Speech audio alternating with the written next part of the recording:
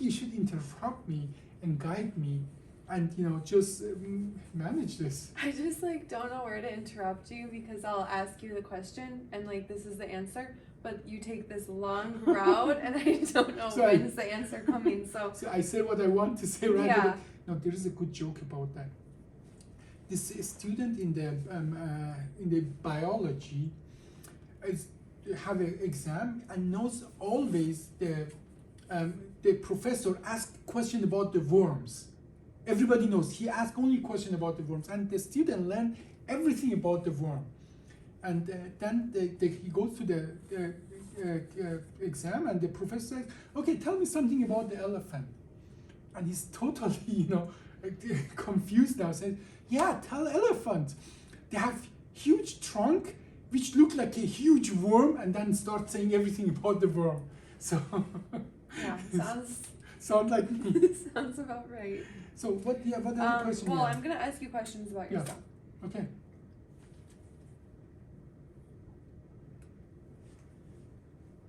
Is it ready? Okay. So what started your interest in the medical field? My mother.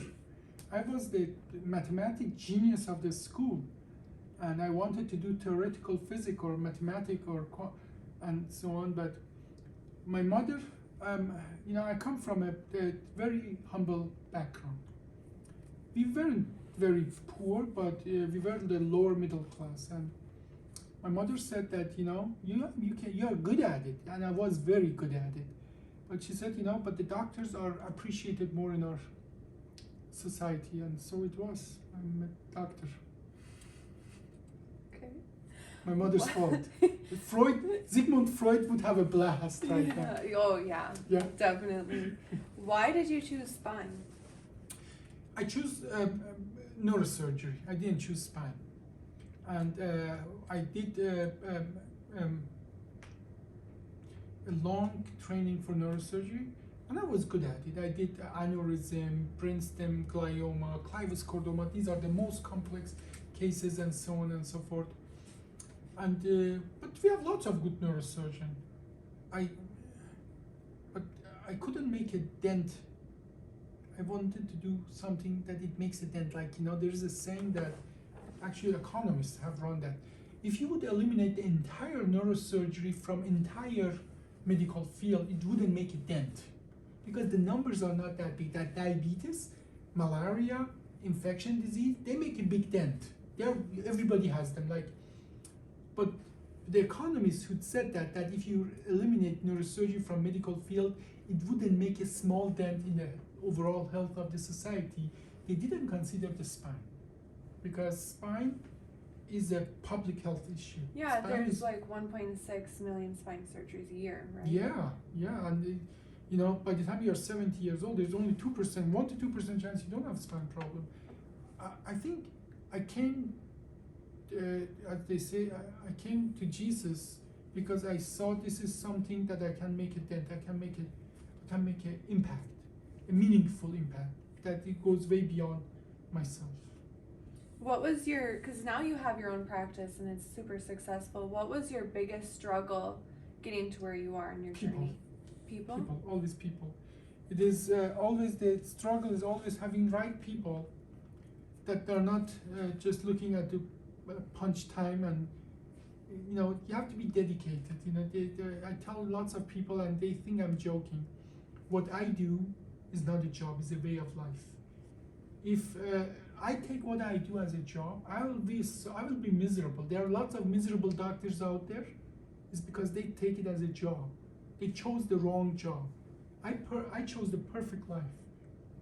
I can have so much impact on people, and that gives me happiness. That gives me, at the end of the day, everybody gets happiness from something. With me, it's not alcohol or pot or something else. It gives me truly joy to have an impact beyond my own life, and that's a meaningful life. And that is I forgot your question. What was your question? The question was, what's the biggest... Am I going to lie around again? The question is, what was the biggest struggle in your journey to get to where you are now? Not people. And you get passionless people, and then they make your life so much harder. You put people with passion in the right place, then you can move mountains. In the process of becoming a spine surgeon, what was your biggest struggle? Oh, that's what you are asking. In the process of becoming a neurosurgeon, because spine surgeon is not a recognized kind of residency. The struggle was I was the wrong person at any level, you know. I wasn't American, I wasn't German, I didn't come from the right family, I wasn't rich, I didn't speak the language, and I'm quite, peculiar. I'm not, you see, I see the smile. You know what I'm talking about. Yeah. I'm not a social butterfly. I'm a very hard worker, but so as well in that regard, I didn't have enough people who support me to become what I was going to be. I had lots of struggle to overcome people's perception of what a Persian guy is supposed to be and so on. You know, like especially when I went away from Iran. By the way, I went away from Iran because I was a student in the University of Isfahan in Iran, and they had for us religious studies, and I didn't just accept what they said. Even in my own country, I was an oddball. Everybody was quiet. Just shut up, hold your mouth, and just listen and just say yes, yes. I didn't do that. I discussed with a religious professor that what you say makes no sense. It contradicts itself. So they threw me out of the university. They came for me. I had to go over the mountain to Germany, become a refugee. I didn't speak the language, and I was 18 years old then.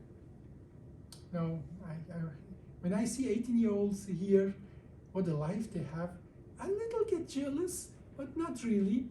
I think I got lots of richness from my history. So you said, what was my struggle? I was my struggle, in a way.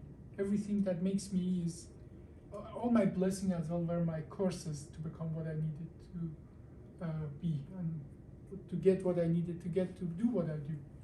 And what was your biggest motivator to become where you are now?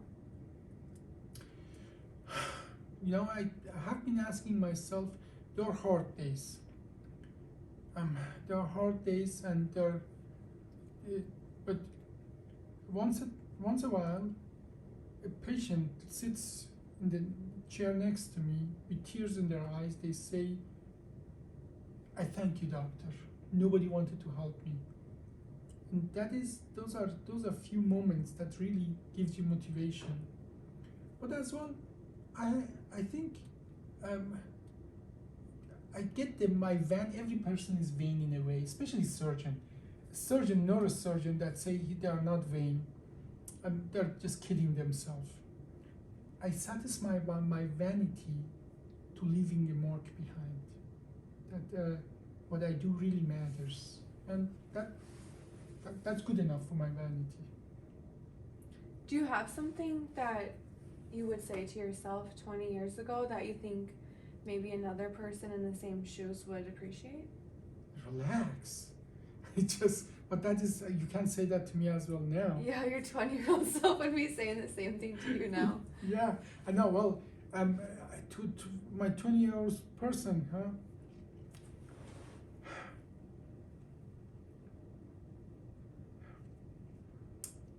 I would just punch him in the face.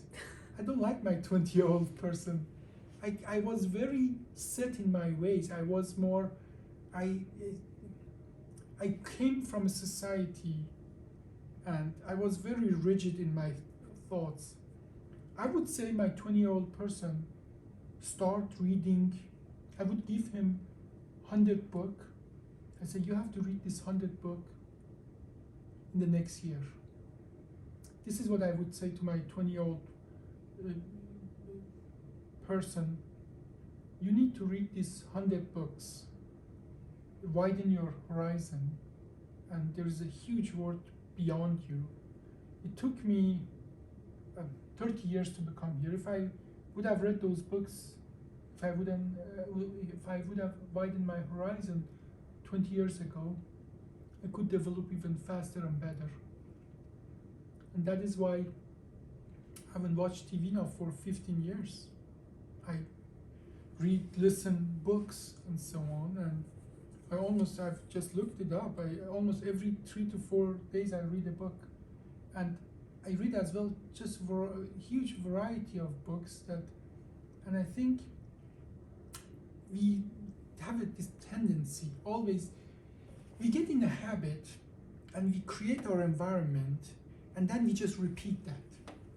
Everybody does it. If you're on the right side or left side of the politic, if you're religious or not religious, whatever you are, however your life is, you're just repeating yourself. You're just reconfirming your understanding, your fallacies, your lifestyle. You always confirm who you are. I think what gives me confirmation that I'm on the right path is that my absolutely horrendously Republican friends, they think I'm a total liberal. My horrendously liberal people, they think I'm a total conservative. My right-wing nutjob friend, and I have those friends, they think I'm a communist. My communist friends, they think I'm a total right-wing nutjob, because I learned by reading books, by reading things, to step outside of my comfort zone. And it's a struggle. It's truly a struggle. Say, but this makes no sense, but I'm still going to go and learn about it. How the thought process in that regard is. And that is takes a lot of energy, but now I forgot what question I was answering. You were answering it just fine. Actually, I kind of forgot what it was. I'll move on to the next question. Yeah. Have you ever received advice from someone that really changed your life and you still remember that advice now? Many. I mean, there's numerous. There are numerous things, and there are moments in life that something clicks in you. And then, there's too many to say about one single thing to be. And my life has been so, has been like a roller coaster, to say the least. The only thing I haven't had in my life is a volcano rupture or something like that. Had so many events in my life, but we just talked about that. The way I chose to go in medicine, I think that is what my mother told me about that. The doctors are more appreciated, and I think that was something for me. I wanted to be appreciated. So that is one of them. That's it. That's it. That's okay, it. thank you.